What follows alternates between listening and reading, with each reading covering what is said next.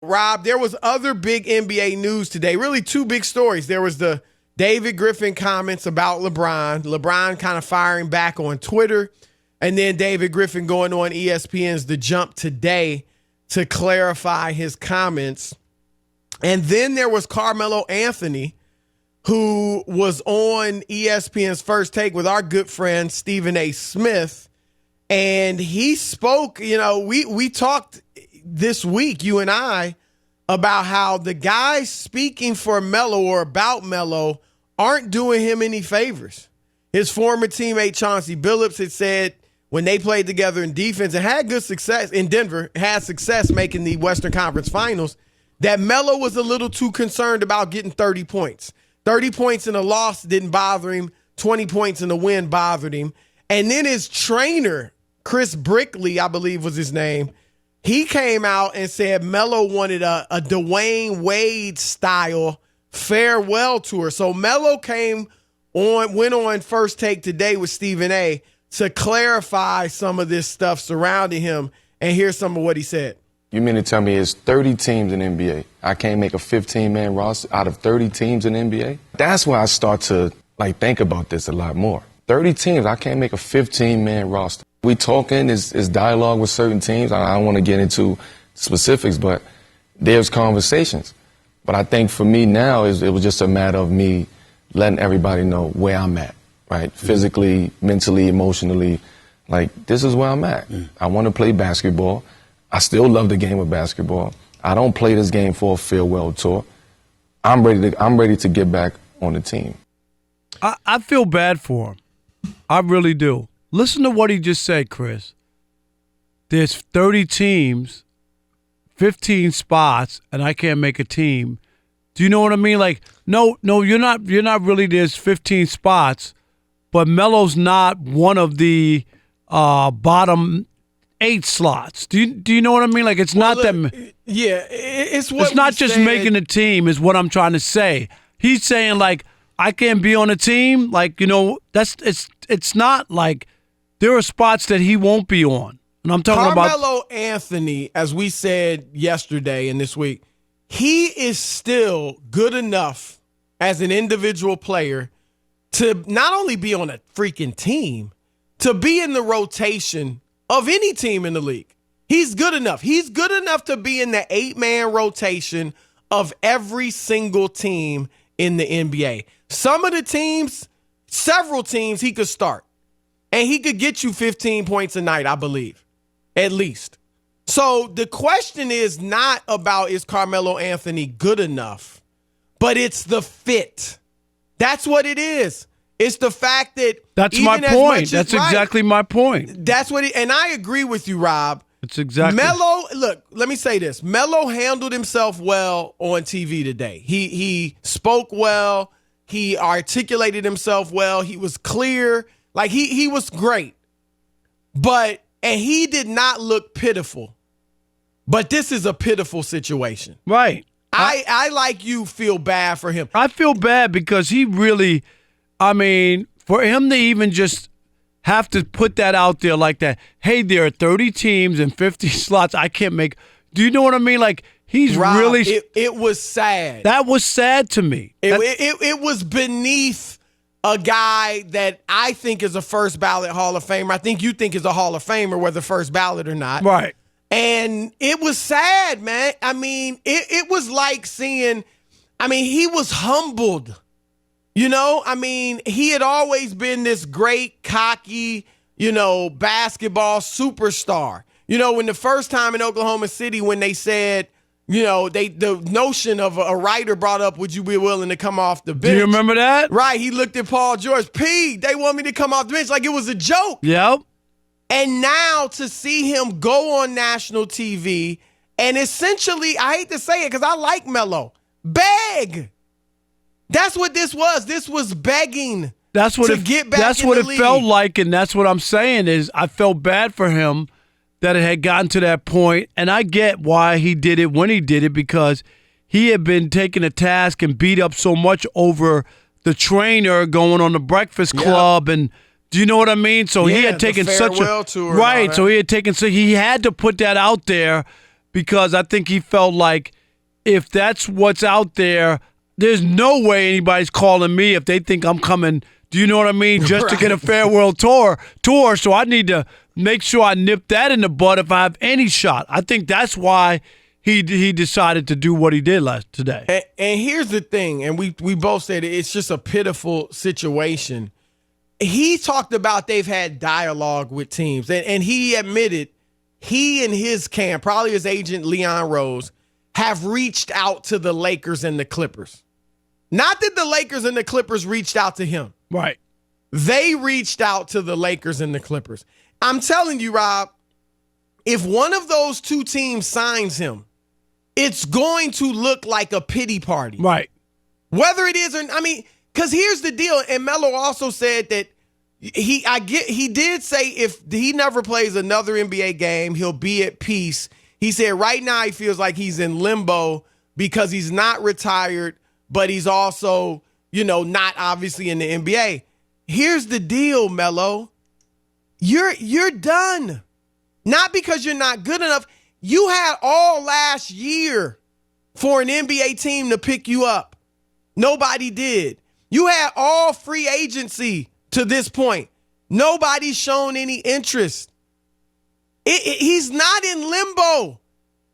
Nobody wants him. I talked to an executive today, a GM, and he said beyond the questions about whether or not Melo will accept the role, Rob. Which is a big question because nobody wants to bring a guy in who says one thing and then when he gets there expects something else. Right. And beyond that, though, this GM said Melo's game is dated. The NBA has changed. They've moved away from Melo's game. He said watching Melo, like when you see all these Instagram posts about Melo and he's sinking jump shots and he's killing players he's playing with in rec ball. Right. He said watching those videos is like listening to an 8-track tape. Wow. Like, and it's true. And Melo is great, but he gets the ball, he holds it, he makes his move, he looks what he wants to do, he dribbles a little bit, couple head fakes maybe, turnaround jumper, mid-range stuff. Teams aren't trying to do that anymore right now. It's all three-pointers, quick ball movement, pace and space, player and ball movement. That's part of it as well. And I said, Rob, almost a year ago to the day, July 20th, 2018, on The Herd, I begged Melo to retire because I like Melo. I think he's been a great player. And I think what we saw today is beneath him. And I don't think he deserves to go through this. But I begged him. I implored him on The Herd almost a year ago today. Here it is. I've been a fan since you were lighting it up with your feathery jump shot at Oak Hill Academy, Syracuse, and even in Denver. When people said you're not a winner, I said he led Syracuse to the national championship. I said as a rookie, he led a 17-win team to the playoffs in the Western Conference. I said when he finally got a leader as a teammate, Chauncey Billups, he pushed Kobe Bryant and Pau Gasol and Andrew Bynum in the Western Conference Finals.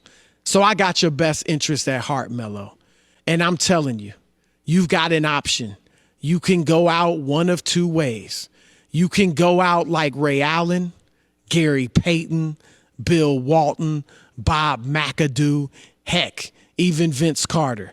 You can go out gracefully like those guys and Paul Pierce, where you accept your role. You understand you're not what you used to be. And you go to a team and whether you start or come off the bench, you play a role and you help them become maybe a champion if we're talking about the Houston Rockets. Or you can go out like Allen Iverson. That's no slight on AI. He's an icon. He's a Hall of Famer. He's all that. But he never could accept that his time had passed, that he was no longer the number one guy, the superstar, and he was cut after 3 games by the Memphis Grizzlies. not befitting of an NBA superstar like Allen Iverson. I don't want you to go out like that, Melo. Go out on top. Go out as a great six man. Go out as a guy that gives me 14 points off the bench and helps a team reach great heights. That's the choice before you, Melo. I hope you do the right thing. Now, you probably wonder, why was your voice so soft? Yeah, I was going to say, Chris, what was that? Hold on. I did it over soft music. It was great. It was a letter I wrote to – I didn't write it. I actually did that off the top of my head. Did you really? Did it, yeah, we did it as a letter to Melo, and they played soft music behind it. I thought the music was going to be with it in the clip, but I should have mentioned that to Rob G because we could have put some soft music behind it. Yeah, because that was a little – I was wondering. I was like, why are you talking like that? Right. I thought you were covering a golf match or something. I thought that's a golf tournament. Is that what that was? It worked with the music, though. But the point, you see, Rob, was I not right on the money? Yeah, that was and that was 2 years ago? That was a year ago. A year ago. And he's going out like Allen Iverson, and now he wants to it appears he's trying to to swing it toward the other option of, okay, I'll do the Ray Allen. I'll do the Paul Pierce. I'll come off the bench. I'll be a leader in the locker room. I'll be fine with 15, 18 minutes a night. It's too late, though. Right? I think. It's too late, right? They know that's not in your heart. And here's the other thing, Chris. Seriously, if they really thought he could add to a team, they could have easily met with him and asked him those questions, right? Like he's reaching out to teams. If somebody really believed that they could use him or utilize him, they would go to him and say the exact say that. All right, let's have a conversation. This is what we want you to do. Come off the bench, play 18 minutes. You'll be our first scoring option. You know what I mean? And this is it. This is the only thing. Are you interested in that? Yes or no? It's easy for a team or GM to ask a guy that if they really were interested in him. That's why I don't believe they're interested. Nobody's interested in him. And the thing too, Rob, and you know this, it's harder to work in a star. Not that he's still a star, but a star than a role player. So let's just keep it real. Is Carmelo Anthony better than PJ Tucker? Yeah. I mean, is he better than, a Danny Green? Yeah.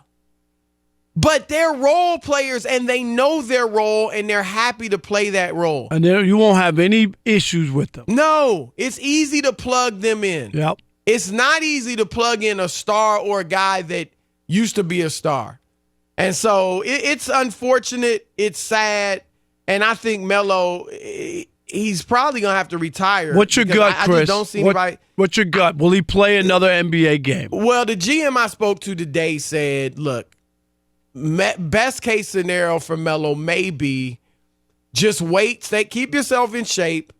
Wait until, March with the, when teams remember the last gasp and they can add players for the playoff roster. Maybe some guys get hurt and maybe somebody will pick you up. But I don't really see it happening. Like I said, if the Lakers wanted him, we know, Rob, how they had a whole roster to fill out, right? Absolutely. That's the part. They had nothing but spots. Right. Because they were holding on, waiting for Kawhi. I will say this. Look, if Melo were in Golden State, now I know his style of play is contrary to what they do. He holds the ball, all that. But I do think he could go to Golden State and get buckets in that second unit. I don't know if they want to do it, but it doesn't seem like that fits what they do. It just doesn't seem like it. Yeah, he probably is done. I mean, everybody's been able to reach out to him, and they just haven't. So. All right. It's unfortunate. All right, your turn to weigh in, 877-99 on Fox. Will all of Melo's begging, hate to say it that way, but hey, will all of Melo's begging land him on an NBA roster next season? Your turn to talk about it. Let's start with Rico in L.A. You're on the Odd Couple, Fox Sports Radio. What you got, Rico? Hey, what's up, fellas? Love the show. Long-time listener. I just love what you guys are doing. Want to get that out the way first. Thank you, buddy. You, man. So, look, I want to make a quick comparison. I want to see if you guys agree. I'm not saying their situations were the same, but it feels the same to me just in terms of how far they both have fallen from grace sad of a situation is. It really makes me feel the same way about OJ as I feel about Carmelo now, in the sense of OJ Simpson. I mean, they just OJ Simpson, in terms of how far they have fallen from grace. And Carmelo Anthony used to be one of the 2 or 3 best offensive players in the league. Now he can barely get a meeting with a team. I mean, it's just really sad across the board, fella. I just wanted to see if it make you felt that same way in terms of how they felt from grace. I understand about the falling from grace, but I can't equate the two together. Yeah, they're so. Rico, I mean, it's just one is just I can't think there's about. no way. But I understand. You could just compare say Mike Tyson or Tiger Woods more so to OJ, Yes. because of their personal issues. Yeah, the OJ, I just can't. I just can't wrap my hands around that. Yeah, I'm with you on that, Rob. Jared in Australia, you're on the Odd Couple Fox Sports Radio. What's happening? Gentlemen, how are we? How are you? Great. How are you? Good, man. Look, the only way I see Melo getting back into the league is one of 2 ways. One, you guys said if late in the season, before the playoffs, the team has got injuries or something, and they need to score off the bench. Right. That's one option. The other option is one of his mates, Chris Paul, LeBron, like one of those guys. Teams needs him later on in the season. They might have a look at him. But he really shot himself in the foot back when he signed at Houston. If you guys remember the press conference when they asked him if he was going to come off the bench, right. He laughed at them. He laughed at them. That was, Jared, I think you're absolutely right. People remember that, and it was like, oh, see, he don't get it. He don't know where he fits in. He ain't that star that was in New York putting up 22 a night or 23 a night. Those days are over, and I think people remember that.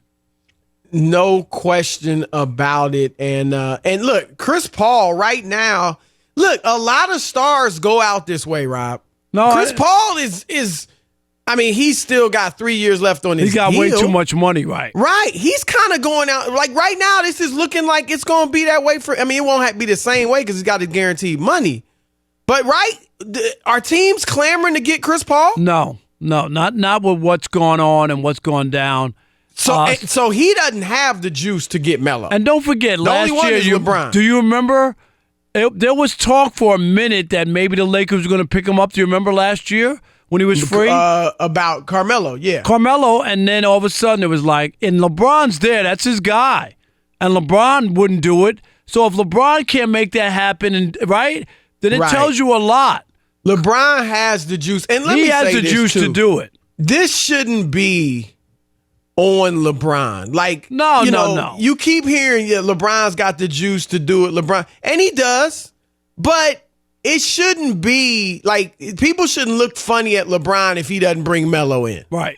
No. LeBron's got to win championships or try. I mean, it's not on him to take care of all of his boys. No doubt about it. Abner in Hawaii, you're on the Odd Couple, Fox Sports Radio. What you got?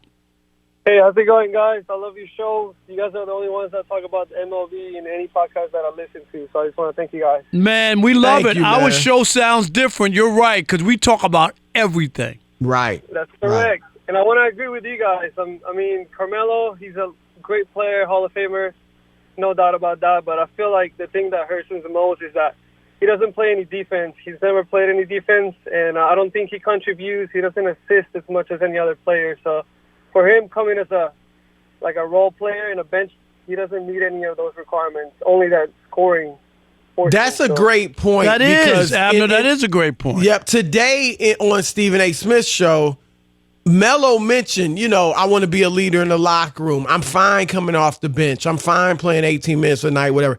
He didn't mention, I'm going to defend.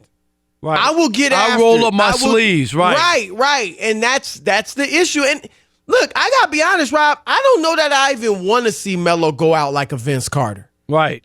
Like Vince look, if you want to keep playing and somebody wants you and they're going to pay you $1 or $2 million a year, then hey, you might get the money, right?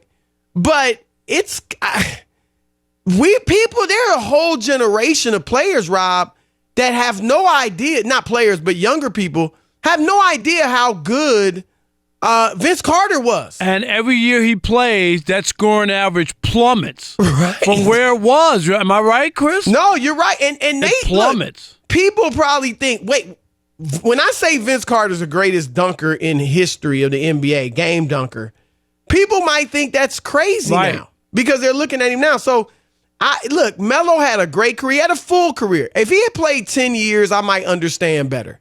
You left some years on the table. He played 16, right? If you count Houston, which was 10 games. But even if you don't, that's 15 full seasons. Right. It's enough. I mean, you got your full career. You became a Hall of Famer. I get it. You still want to play, but hey, you were blessed far more than everybody else, most other people that want to play ball, that love the game. You know, that's how you got to look at it.